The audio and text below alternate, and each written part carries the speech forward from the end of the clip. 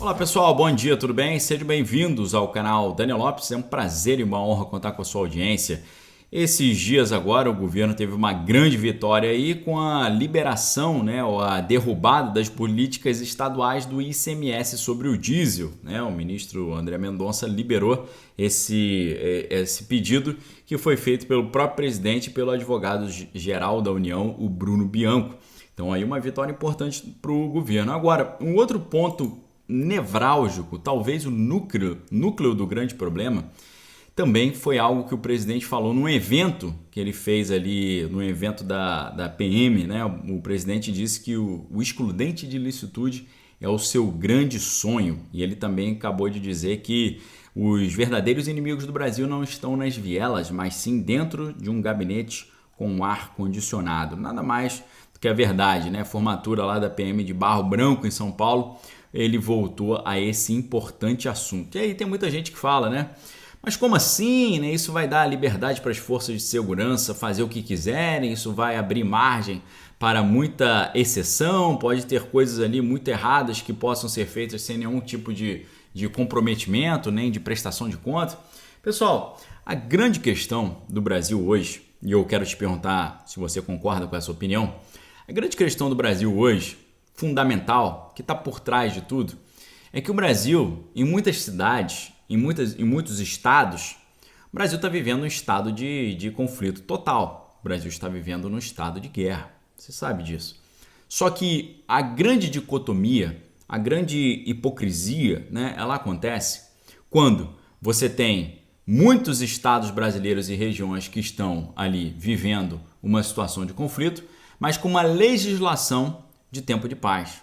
E assim não tem como trabalhar, não tem como funcionar. Eu acho que você não conseguiria negar que realmente o Brasil está numa situação que é equiparável a conflito. A gente vê mais vidas sendo perdidas no Brasil nesse conflito urbano do que em muitos lugares onde está tendo conflitos declaradamente, onde o mundo reconhece que está tendo conflito.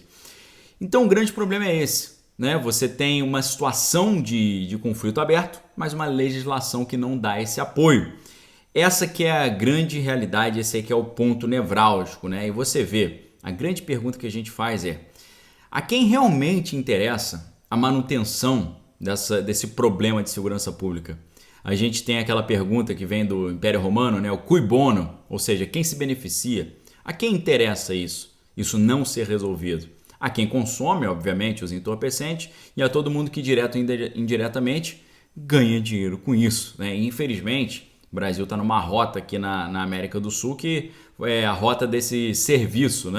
Os produtos são fabricados em outros países aqui do lado, vêm para o Brasil, do Brasil vão para a Europa. É esse caminho que faz. Infelizmente, a gente tem essa realidade. Por que não resolve? Porque não tem base jurídica. Obviamente, se houvesse essa base jurídica, isso poderia ser resolvido assim muito mais facilmente. E você vê que nesse ano que começa esse conflito lá em Kiev e a gente vê que o celeiro do mundo ali ele foi comprometido. Por um lado, Kiev foi comprometido porque o seu país está completamente ali em ruínas. Por outro lado, a gente tem Moscou debaixo de pesadas sanções. Então, os grandes países produtores de alimento e de fertilizante estão impossibilitados de escoar a sua produção ou de produzir efetivamente. O Brasil, dessa forma, ele se destaca aí com uma grande vantagem porque se coloca como um país que pode resolver esse problema no mundo. Nesse sentido, o Brasil se coloca com um potencial gigantesco nesse cenário aí pós-crise sanitária que começa a se desenhar. E se o Brasil não tivesse que lidar, ainda por cima de tudo, com esses problemas de segurança pública, isso colocaria o Brasil numa vantagem ainda maior nesse cenário. Mas aí a pergunta que fica é: a quem interessa o Brasil ficar travado ainda com esses problemas de segurança pública que já poderiam ter sido resolvidos há muito tempo, caso tivesse esse substrato jurídico dando o excludente de licitude e reconhecendo que a gente, em muitas regiões do nosso país, infelizmente, vivemos uma situação de conflito aberto. Eu quero te perguntar, a quem interessa? Por que não resolve?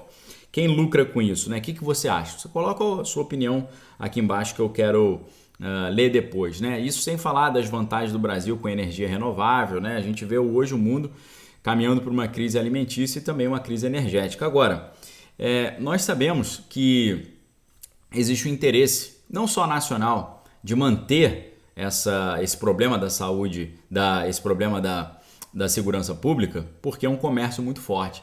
Mas existe um interesse internacional também. Porque se você consegue, no Brasil, uma maior autonomia, uma maior gestão, se você elimina esse Estado paralelo, você dá liberdade ao país para poder caminhar por conta própria e poder avançar. Mas essas forças de destruição não querem ver o Brasil progredindo, porque eles sabem que nós somos uma superpotência em potencial. Nós temos potencialidade de nos tornarmos assim um dos países mais poderosos do mundo. Se você olhar em termos de riqueza natural, né, a nossa biodiversidade, a quantidade de água potável, a quantidade de petróleo que nós temos lá no pré-sal, a quantidade dos minérios, né, dos produtos minerais, né, tão importantes que nós temos hoje, materialmente, tirando a questão de PIB, né, Produto Interno Bruto, né, capital, materialmente, sua riqueza natural, eu não tenho dúvida que o Brasil é o país mais rico do mundo. E temos sido sugados e vilipendiados e vampirizados, e as sanguessugas e abutres internacionais têm sugado todos os nossos recursos e as nossas potencialidades.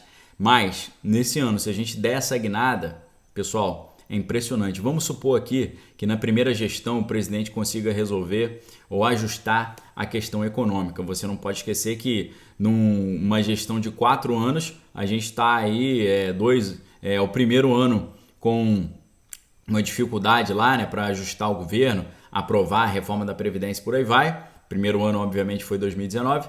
2020 já começa essa coisa horrorosa, asquerosa aí de crise sanitária que atrapalhou tudo. Então, a primeira gestão foi 1 ano ali tentando emplacar algumas reformas e 3 anos dentro de uma crise sanitária. Um negócio assim simplesmente inacreditável, né? Simplesmente louco, absurdo.